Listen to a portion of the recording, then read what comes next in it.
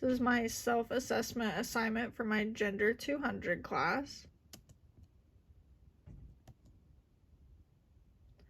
So first up we have intersectionality. Intersectionality is the way that your identities come together in order to create your own experiences. The identities that I put on for this assignment that I put are Caucasian, woman, and in my early 20s. There's a picture of me at the bottom. Some things I've experienced due to these identities. Because I'm Caucasian, some people have automatically kind of assumed that I'm racist at some points, which is not the case. And I have not had to face any adversity, though, due to my race of being Caucasian. Because I'm a woman, I've been turned down for some jobs. I've even been paid less in the workplace compared to the men at the same job title or job level as me.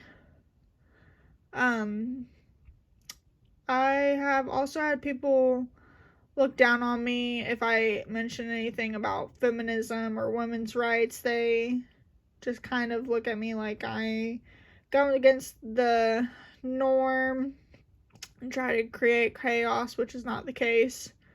And they've also thought of me to focus more on household duties rather than work. Because I'm in my early 20s, some people have assumed that I'm not very wise, that I might not know much about just everyday life or life experiences. What would be different if, say, I wasn't a woman? If one of my identities being if I was woman was different, I would probably be paid more. I'd be respected by others more, especially those that are men. I've also probably would not be looked down on with mentioning feminism, as we've talked about in class. A lot of women get looked down upon if they mention feminism, but men are seen more as like noble for it, and then people would probably think that I would focus more on work and money rather than household duties. My chosen topic is the abortion topic, which we learned about in the Reversing Roe documentary. I connect to this topic because some of my friends have undergone this procedure, and it's always just a hot topic back from where I'm from.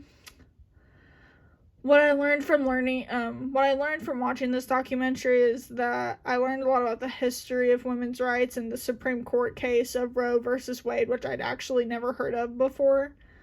And then I also learned just more about the political parties' views and how politics really plays into this.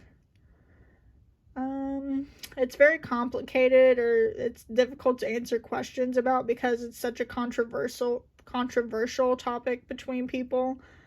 With it being two sides, pro-life and pro-choice, it's easy for people to get offended or start arguments about.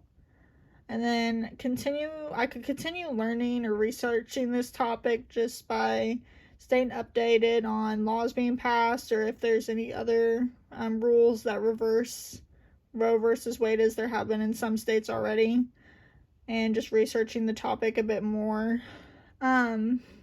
It's relevant in my life because I'm a nursing major, so therefore I might come across this issue in the workplace. And I feel as though it applies to all women, not just myself, but every woman, because it could all affect us at some point.